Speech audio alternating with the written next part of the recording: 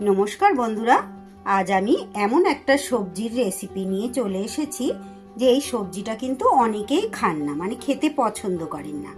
কিন্তু যদি এইভাবে এই রেসিপিটি তৈরি করেন তাহলে কিন্তু বুঝতেই পারবে না যে এটা কোন সবজির রেসিপি খাচ্ছে। নমস্কার বন্ধুরা, রূপা সিম্পল অ্যান্ড ডেলি লাইফে আপনাদের সবাইকে অনেক অনেক স্বাগত জানিয়ে আজ আমি তৈরি করে নিয়েছি ওলকপির চুনো মাছ দিয়ে চচ্চড়ি বা ঝাল।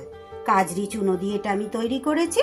তাহলে কিভাবে তৈরি করলাম সেটাই আপনাদের সাথে শেয়ার করছি। যদি ভালো লাগে বন্ধুরা একটা আমাকে লাইক কমেন্ট করে জানাবেন। নতুন বন্ধুদের বলছি, আমার চ্যানেলটা যদি ভালো লাগে অবশ্যই আমার চ্যানেলটাকে সাবস্ক্রাইব করে আমার পাশে থেকে যান, আর তাহলে সঙ্গে থেকে দেখে নিন। গরম ভাতের পাতে কিন্তু এই চচ্চড়ি বা ঝালটা ভীষণই লোভনীয়, খুবই ভালো লাগবে, আর বলতে পারেন যে একদম অন্যরকম একটা রেসিপি। দেখুন বন্ধুরা, এখানে আমি 250 গ্রাম কাজরি চুনো নিয়ে নিয়েছি। এটাকে ভালো করে নুন হলুদ মাখিয়ে নেব। আর সেই সাথে এখানে আমি দুটো কিন্তু ওলকপি নিয়ে নিয়েছি। এটাকেও সুন্দর করে ছাড়িয়ে আর ঘষে নেব, গ্রেটারের সাহায্যে গ্রেট করে নেব ওলকপিটা, তাহলে কিন্তু বেশি ভালো হবে। আপনারা চাইলে কিন্তু বটিতেও কুচো কুচো করে কেটে নিতে পারেন। এই যে দেখুন বন্ধুরা, এইভাবে আমি গ্রেট করে নিয়েছি, যেইভাবে ঝুড়ো আলু ভাজা করি আর কি ওইভাবে। আর এই যে মাছেও নুন হলুদ মাখিয়ে নিয়ে চলে এসেছি।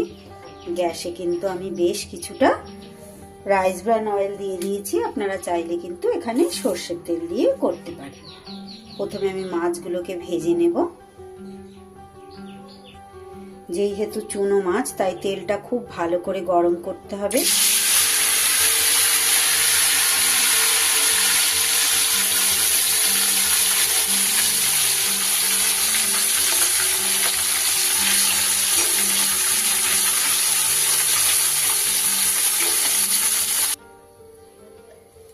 বাকি মাছগুলো ভেজে নেব। চুনো মাছ একটু রান্না করতে সমস্যা ঠিকই বন্ধুরা, কিন্তু চুনো মাছ, যে কোনো চুনো মাছ খেতে কিন্তু আমাদের ভীষণই ভালো লাগে।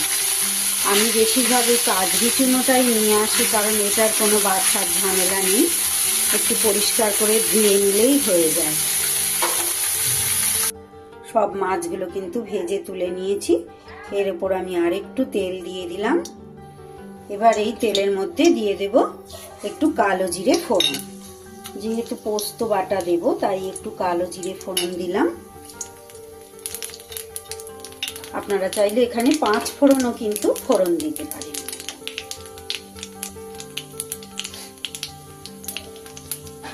ফোড়নটা হয়ে গেলে এখানে আমি একটা বড় সাইজের টমেটো কুচিয়ে রেখেছিলাম সেইটা দিয়ে দিলাম।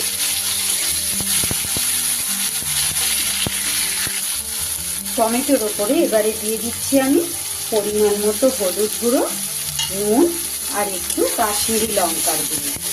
এটাও বেশ তেলের সাথে মিশিয়ে নিলে কাশ্মীরি লঙ্কার গুঁড়োটা দিলে বেশ সুন্দর একটা কালার হবে, সেই জন্য দিলাম। এইভাবে টমেটোটা গলা গলা হয়ে গেলে এইবারে আমি কেটে ধুয়ে রাখা ওলকপিটা দিয়ে দিলাম। ওলকপি এমনই একটা সবজি কিন্তু বন্ধুরা, এটা কিন্তু অনেকেই খেতে পছন্দ করেন না। এইভাবে যদি ছোট মাছ দিয়ে রান্না করেন একদম খেয়ে নেবেই নেবে, বুঝতেই পারবে না যে এটা ওলকপি না ফুলকপি না বাঁধাকপি, বুঝতেই পারবে না সহজে। বাঁধাকপির মতনই যেহেতু দেখতে, অনেকেই কিন্তু ভাববে এটা বাঁধাকপি। বটিতে কাটলে কিন্তু এত সুন্দর হবে না, তার জন্য আমি গ্রেট করে নিয়েছি।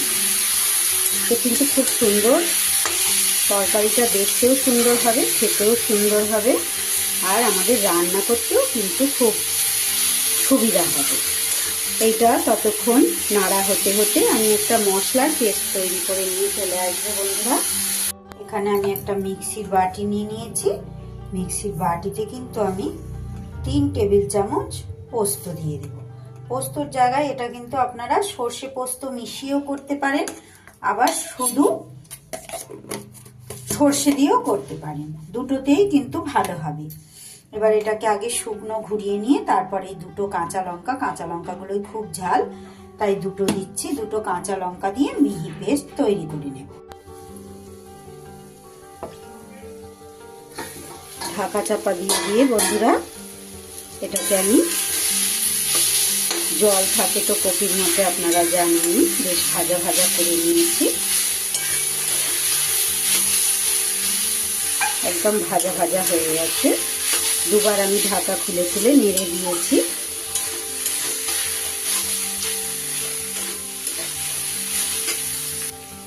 এইবার আমি মশলাটা দিয়ে দিলাম, পোস্ত আর কাঁচা লঙ্কা বাটাটা।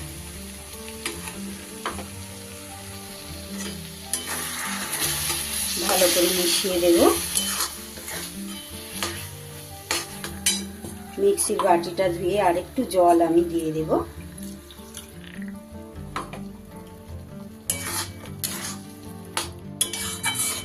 একটু বেশি দিয়েছি পোস্তর পরিমাণটা, খেতে দারুণ স্বাদ হবে।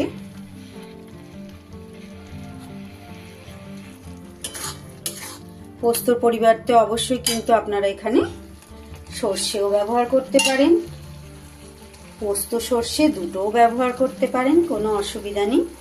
ঝালের জন্য আরো দুটো কাঁচা লঙ্কা আমি দিয়ে দিলাম, কারণ এটা একটু বেশ ঝালঝালি খেতে ভালো লাগবে। এবার এর উপরে আমি ভেজে রাখা মাছগুলো দিয়ে দিলাম। এই চুনো মাছগুলো কিন্তু বন্ধুরা বেশ ডালের সাথে ভাজা খেতেও দারুণ লাগে, ভীষণই ভালো লাগে।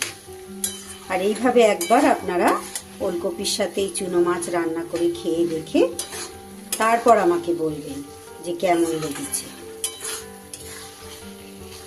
আর বাড়ির সবাই কিন্তু এই ওলকপি খুব আনন্দ করে খেয়ে নেবে, বুঝবেই না। একবার ট্রাই করে দেখবেন, যদি বাড়ির লোক বুঝতে পারে তখন আমাকে বলবেন, কেউ বুঝতে পারবে না। আরো 4 থেকে 5 মিনিট ঢাকা চাপা দিয়ে রান্না করে নিলাম বন্ধুরা। এবার উপর থেকে ধনেপাতা কুচি ছড়িয়ে দিচ্ছি।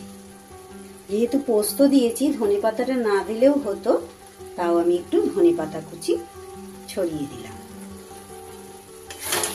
ভালো করে মিশিয়ে নিলাম। তৈরি হয়ে গেল কিন্তু আমার ওলকপি দিয়ে চুনো মাছের চচ্চড়ি বা ঝাল। তাহলে রেসিপিটা এখানেই শেষ করছি বন্ধুরা। আমার আজকের রেসিপি কেমন লাগলো অবশ্যই একটা কমেন্ট করে আমাকে জানাবেন। ভালো লাগলে অবশ্যই আপনারা বাড়িতে এইভাবে তৈরি করে খাবেন, বাড়ির কিন্তু কেউ বুঝতে পারবে না, এটুকু আমি আবারও বলছি। তাহলে আজ আসি বন্ধু, আবার ফিরে আসছি আগামী দিন অন্য কোনো রেসিপি বা ব্লগের সাথে। ততক্ষণ আপনারা সবাই খুব ভালো থাকুন, সুস্থ থাকুন।